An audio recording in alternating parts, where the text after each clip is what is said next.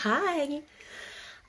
Today I'll be starting with chapter 1 of The Secret Garden. It's your very first. One thing that I will post about later is that I do all of these readings live. So what's so neat to show to kids and for yourself is that when I do live readings, it means that I will probably make mistakes, and that's okay. When we read, sometimes we make mistakes, but we just gotta keep trying. That's what trying looks like. It looks like making mistakes. So I'm so excited you're here. I will be reading from my computer, which is right above you, so I'm sorry if it doesn't look like I'm looking at you the whole time. Now you're gonna hear a totally different voice. You ready? The Secret Garden by Frances Hodgson Burnett. Chapter 1. There is no one left.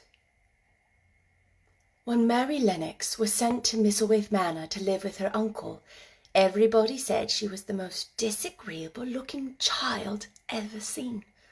It was true, too. She had a little thin face and a little thin body, thin light hair and a sour expression. Her hair was yellow, and her face was yellow because she had been born in India and had always been ill in one way or another.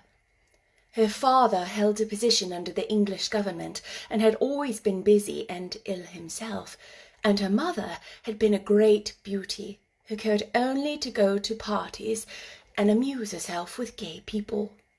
She had not wanted a little girl at all, and when Mary was born, she handed her over to the care of an ayah, who was made to understand that if she wished to please the Mem Sahib, she must keep the child out of sight as much as possible.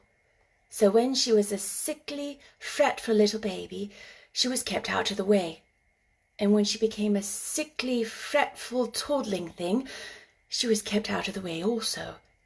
She never remembered seeing familiarly anything but the dark faces of her ayah and the other native servants, and as they always obeyed her and gave her her own way in everything, because the Mem Sahib would be angry if she was disturbed by her crying, by the time she was 6 years old, she was as tyrannical and selfish a little pig as ever lived. The young English governess who came to teach her to read and write disliked her so much that she gave up her place in 3 months. And when other governesses came to try to fill it, they always went away in a shorter time than the first one.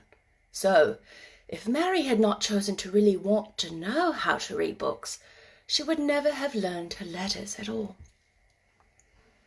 One frightfully hot morning, when she was about 9 years old, she awakened feeling very cross, and became crosser still when she saw that the servant who stood by her bedside was not her ayah. "Why did you come?" she said to the strange woman. "I will not let you stay. Send my ayah to me." The woman looked frightened, but only stammered that the ayah could not come when Mary threw herself into a passion and beat and kicked her. She only looked more frightened and repeated that it was not possible for the ayah to come to Missy Sahib. There was something mysterious in the air that morning. Nothing was done in its regular order, and several of the native servants seemed missing, while those whom Mary saw slunk or hurried about with ashy and scared faces. But no one would tell her anything, and her ayah did not come. She was actually left alone as the morning went on, and at last she wandered out into the garden and began to play by herself under a tree near the veranda. She pretended that she was making a flower bed, and she stuck big scarlet hibiscus blossoms into little heaps of earth, all the time growing more and more angry and muttering to herself the things she would say and the name she would call Sadie when she returned. "Pig! Pig! Daughter of pigs!" she said, because to call a native a pig is the worst insult of all.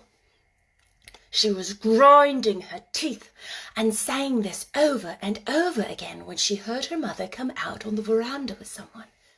She was with a fair young man, and they stood talking together in low, strange voices.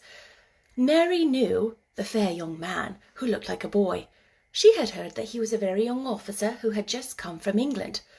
The child stared at him, but she stared most at her mother. She always did this when she had a chance to see her, because the Mem Sahib, Mary used to call her that oftener than anything else, was such a tall, slim, pretty person and wore such lovely clothes. Her hair was like curly silk, and she had a delicate little nose which seemed to be disdaining things, and she had large, laughing eyes. All her clothes were thin and floating, and Mary said they were full of lace. They looked fuller of lace than ever this morning, but her eyes were not laughing at all. They were large and scared, and lifted imploringly to the fair boy officer's face. "Is it so very bad? Oh, is it?" Mary heard her say. "Awfully," the young man answered in a trembling voice. "Awfully, Miss Lennox. You ought to have gone to the Hales 2 weeks ago." The Mem Sahib wrung her hands. "Oh, I know I ought," she cried. "I only stayed to go to that silly dinner party. What a fool I was." At that very moment, such a loud sound of wailing broke out from the servants' quarters that she clutched the young man's arm, and Mary stood shivering from head to foot. The wailing grew louder and wilder. "What is it? What is it?" Mrs. Lennox gasped. "Someone has died," answered the boy officer. "You did not say it had broken out among your servants." "I did not know," the Mem Sahib cried. "Come with me, come with me." And she turned and ran into the house. After that, appalling things happened, and the mysteriousness of the morning was explained to Mary. The cholera had broken out in its most fatal form, and people were dying like flies. The ayah had been taken ill in the night, and it was because she had just died that the servants had wailed in the huts. Before the next day, 3 other servants were dead, and others had run away in terror. There was panic on every side, and dying people in all the bungalows. During the confusion and bewilderment of the second day, Mary hid herself in the nursery and was forgotten by everyone. Nobody thought of her. Nobody wanted her. And strange things happened of which she knew nothing. Mary alternately cried and slept through the hours. She only knew that people were ill, and that she heard mysterious and frightening sounds. Once she crept into the dining room and found it empty, though a partly finished meal was on the table, and chairs and plates looked as if they had been hastily pushed back when the diners rose suddenly for some reason. The child ate some fruit and biscuits, and being thirsty she drank a glass of wine which stood nearly filled. It was sweet, and she did not know how strong it was. Very soon it made her intensely drowsy, and she went back to her nursery and shut herself in again, frightened by the cries she heard in the huts and by the hurrying sound of feet. The wine made her so sleepy that she could scarcely keep her eyes open, and she lay down on her bed and knew nothing more for a long time. Many things happened during the hours in which she slept so heavily, but she was not disturbed by the wails and the sound of things being carried in and out of the bungalow. When she awakened, she lay and stared at the wall. The house was perfectly still. She had never known it to be so silent before. She heard neither voices nor footsteps, and wondered if everybody had got well of the cholera and all the trouble was over. She wondered also who would take care of her now that her ayah was dead. There would be a new ayah, and perhaps would know some new stories. Mary had been rather tired of the old ones. She did not cry because her nurse had died. She was not an affectionate child, and had never cared much for anyone. The noise and hurrying about and wailing over the cholera had frightened her, and she had been angry because no one seemed to remember that she was alive. Everyone was too panic-stricken to think of a little girl no one was fond of. When people had the cholera, it seemed that they remembered nothing but themselves. But if everyone had got well again, surely someone would remember and come looking for her. But no one came. And as she lay waiting, the house seemed to grow more and more silent.